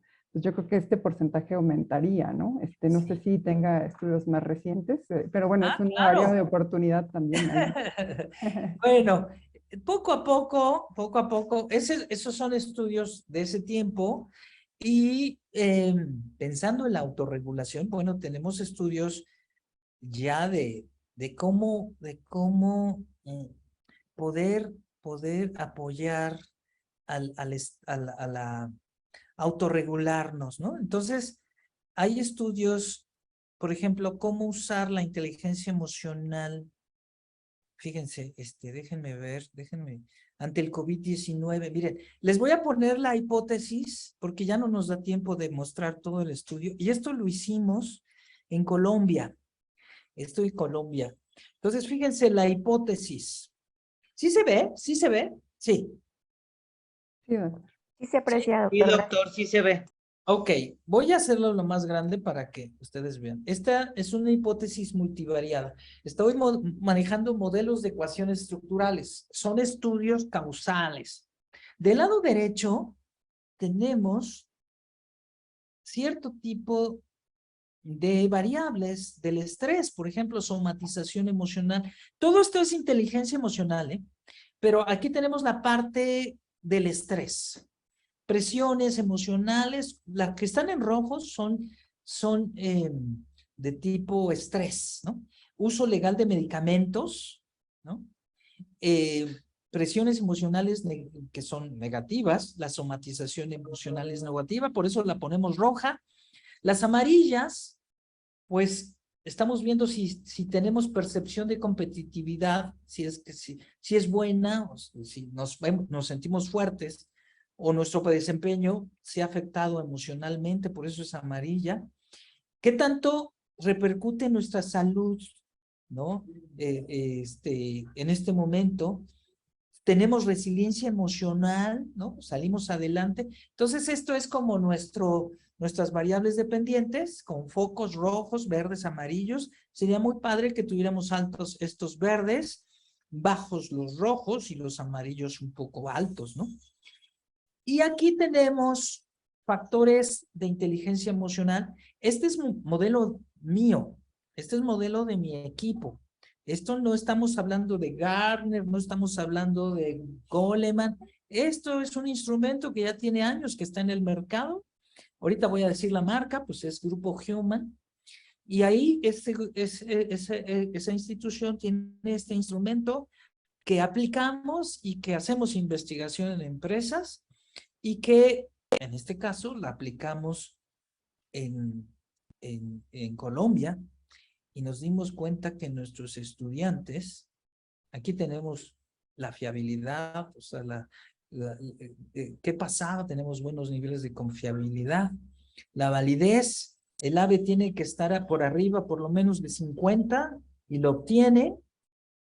Y luego tenemos que ver las correlaciones entre las escalas, tenemos que ver que esas que puse en rojo, pues nos den correlaciones inversas con las demás, que son positivas, ¿no? En fin, y esto es la diagonal principal que nos está hablando del discriminante que por lo menos tiene que ser igual o arriba de 7 y que está excelente. Y bueno, aquí están los números. Y esto es bien interesante. La inteligencia emocional, fíjense bien, puede promover la competitividad y explicar la competitividad. Del 30% de la competitividad se debe a que la inteligencia emocional de estos chicos se está promoviendo. La inteligencia emocional puede mejorar la percepción del desempeño en casi el 50%, fíjense. La inteligencia emocional puede bajar la somatización emocional, puede bajar las presiones en un 10%, y esto a lo mejor tienes que tratar de otra manera esto, ¿no? Por medio de otro tipo de cosas. La resiliencia no tanto, ni puede influir en la salud, puede influir en la salud en general, fíjense, casi un 30%. Entonces, muy interesante este paper también lo publicamos, ya está en un libro. Primero fuimos a un congreso a Mérida, en este caso fue aquí en nuestro México, en nuestro precioso Mérida, Yucatán, y nos fue muy bien con esta ponencia, fueron de las mejores ponencias del congreso. Bueno, chicos, a ver, preguntas, ¿qué piensan? ¿Con la inteligencia emocional nos puede servir para autorregularnos? Por ahí Sonia levantó la mano. Sonia. Definitivamente sí, porque la resiliencia es la que puede contrarrestar las ideaciones suicidas en cuestión de inteligencia emocional. Sí. Y ya me puse más nerviosa de mi tesis, doctor, ya viendo la hipótesis. Entonces estoy muy contenta de escucharlo y al mismo tiempo, pues, muy emocionada, porque es un gran maestro y un gran director de tesis. Entonces, de veras, compañeros que me están escuchando, absórbanle todo el conocimiento porque es una persona muy seria, muy comprometida, muy empática y es excelente como director de tesis. Yo estoy orgullosa de tenerlo como director de tesis. Ay, muchas gracias, muchas gracias. Muy bien. ¿Alguna otra pregunta que tengan por ahí? También hicimos un estudio de la resiliencia contra este tipo de cosas en el COVID. Ya está publicado. Déjenme enseñarles el paper, porque ahorita salió, ¿no? Pero pues es interesante comentar cómo la resiliencia nos pudo llevar a enfrentar pues el COVID, ¿no? Entonces, bien, ¿alguna pregunta mientras que les presento los resultados? ¿No tienen alguna? Bueno, les voy a mostrar, a ver, por acá tengo algún paper, algún avance, miren. Para que vean, aquí está. Fíjense, este es un paper adelantado, pero lo que estamos viendo ahorita es un modelo. Aquí tenemos 850 personas, profesores, 851 profesores de esa muestra a nivel nacional. Entonces, las reacciones ante COVID las medimos por sobrecarga de trabajo, emociones debido al COVID, la incertidumbre ante la pandemia, si manejábamos media internet, si había una percepción de falta de recursos. Todo esto le llamamos reacciones del COVID, ante el COVID, y cómo ello estaba impactando en el burnout. Entonces aquí, fíjense bien, las reacciones ante el COVID provocó que la ilusión por el trabajo disminuyera. Teóricamente es cierto y la evidencia empírica nos dice que sí. ¿Pero qué creen? Las reacciones ante el COVID hacía que el desgaste psicológico dentro del modelo de Maslow lo incrementara. Y explicar el 80% de ese desgaste psicológico, las reacciones ante el COVID. O sea, los profesores tuvieron alto COVID psicológico, alto desgaste psicológico. Pero también impactó en el 30% de la indolencia en estos profesores. El 30% de la indolencia fue afectada por la incertidumbre, por todo esto del COVID. Y también la culpa en un 14%. Este es otro paper que está muy interesante y que podemos nosotros ya publicarlo. Pero esta es la parte estadística, ¿no? ¿Qué piensan, chicos? Realmente a ustedes, y les hablo chicos, pueden, les dio el COVID así, como lo está comentando. Está difícil. ¿Puede enviar la ponencia? ¿Qué ponencia quieres, Cruz? ¿Cuál te interesa, Cruz? No, pónganmela ahí y yo voy a hacer esto, le voy a pasar los papers a Marta Sofía para que les haga, los pueda ubicar y dárselos directamente. Los papers ya publicados y las ponencias también publicadas, ¿sí? Para no hablar al azar, ¿no? Sí, y así vamos teniendo papers que están ahí en el, ¿cómo se llama? En el tintero. Miren, este es otro paper. Este es otro paper que ya está en días de que nos lo publiquen. Este va a salir en una revista que nos está hablando es una revista Q2 y nos está hablando de la validación del lo que es el inventario del burnout de español que les había dicho de Gil Monte durante el COVID-19. O sea, esto es un logro también interesante porque durante la pandemia hicimos el estudio y quisimos validar aún en un problema de pandemia un instrumento. Y entonces estamos hablando de 600 profesores que entraron a nivel nacional. Agarramos 600 y hicimos el estudio. Esta es la versión última. Entonces la idea es saber si el instrumento es válido y confiable y saber si, bueno, pues se está midiendo lo que pretende medir, ¿no? Entonces aquí tenemos el instrumento en inglés, todo está en inglés, el alfa de Cronbach que debe ser arriba de 70, nos da súper interesante los puntajes súper altos. Aquí tenemos en lugar de 70, 90, miren, en los 3 constructos fuertes. Y luego pues lo contrastamos entre sí para ver qué modelo matemático nos daba mayor nivel de significancia y pudimos con números muy, muy fuertes validar para hombres y mujeres estas dimensiones del paper. Fíjense, aquí están los reactivos, aquí están los coeficientes que deben ser arriba de 70. Aquí tenemos uno que está casi en la línea de 2 que podemos quitar, ¿no? Pero, sin embargo, los mantuvimos para poder tener toda la prueba y y precisar si verdaderamente en México aún está en niveles de COVID, podríamos decir que es válida y confiable, y resultó que sí, ¿no? Entonces, estamos muy contentos. Bueno, vamos a cerrar. Marta, Sofía, vamos a cerrar. ¿Qué has pensado para cerrar, Martita? Sí, doctor, es lo que le iba a decir ahorita, que es súper interesante todo lo que nos comparte y pues que nos quedan, sí, 5 minutitos para alguna otra pregunta y ya para el cierre. Si alguien quiere comentar algo más de los participantes. Aurora quiere hablar. Yo, sí.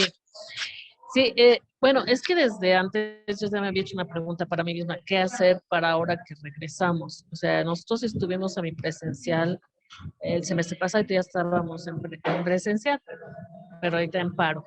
Entonces sí es una inquietud que tengo que hacer, o sea, porque sí hay problemas emocionales de de muchos chicos, creo que yo de todos tenemos algo, más o menos.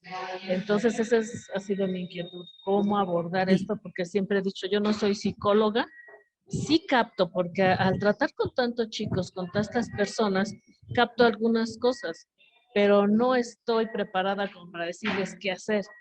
Entonces, a veces sí les digo algunas cosas, pero hasta ahí. Entonces, esa ha sido siempre mi inquietud. Y pues sí hay psicólogos en la escuela, pero ahorita pues todavía no regresamos completamente como para así también canalizarlos por ahí. Gracias. Sí, muchas gracias, Aurora. Sí, esto es bien interesante porque nosotros somos la parte de la institución que da la cara al alumno como profesores. Entonces, aunque no seamos psicólogos, tenemos que detectar cuando un alumno, de alguna manera en su personalidad, estamos detectando algo. Ese alumno que tiene personalidad tipo A, B o más bien C, ese alumno que de repente descubres que emocionalmente trae algo que quiere decir y no puede decir, que tiene algunos síntomas de depresión que ves desde sus ojos, que no quiere hablar, que está aislado. Ahí va el foquito. Ese es uno. Nosotros también, ya como personas también grandes, tenemos que decir, oye, ¿cómo estoy? En foco rojo, amarillo, verde, necesito atención especializada. Y entonces también institucionalmente debo de saber, y ahí ustedes tienen que saber, porque ahora es necesario tener más que otros tiempos, porque ahora pues, ya les digo que la norma 035 está muy fuerte en las organizaciones y casos de suicidio ya hay en México. Esperemos que no y detengamos este tipo de cosas. Detengamos este tipo. El bullying también es otro tema súper importante que debemos nosotros atender.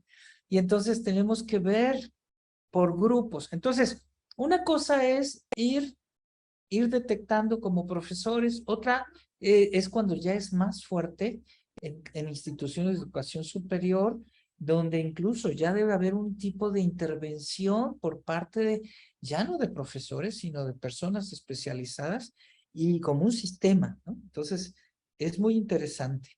Y a nivel personal, también tenemos que saber si podemos autorregularnos nosotros mismos, si tenemos inteligencia emocional, si tenemos bastante resiliencia, si somos asertivos, que son herramientas donde nos podemos capacitar, que todavía no son de tipo educativo, que todavía no son de carácter terapéutico, son educativo. Y la otra, dependiendo de la situación, si ya tenemos problemas somáticos fuertes, gastritis, colitis, síndrome del intestino irritable, pues ya necesitamos atención tanto médica o psicológica. Y hay que ir. Ya dejemos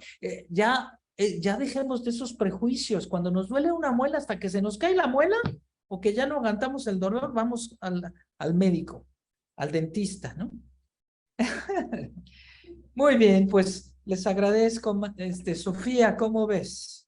Sí, muchísimas gracias. Pues yo creo que también por todo lo que nos ha compartido y también los presentes.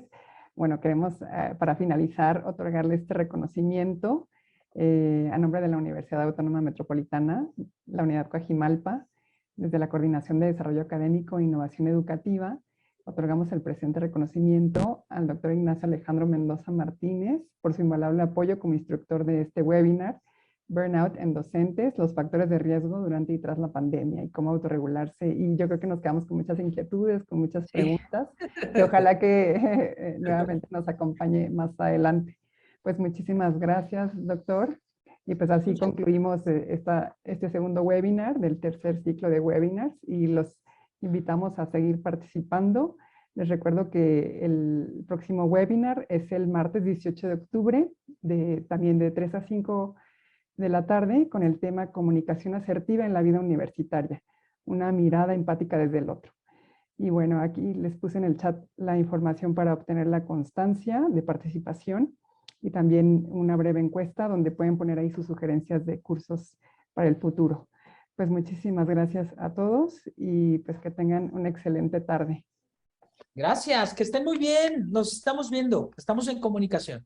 Gracias. Felicidades, doctor. Gracias, muy amable, Sonia. Sofía, muchas gracias a todos. Aurora, Wendy, todos ustedes, Teresa que participaron, Gracias. Marilu, todos ustedes, gracias.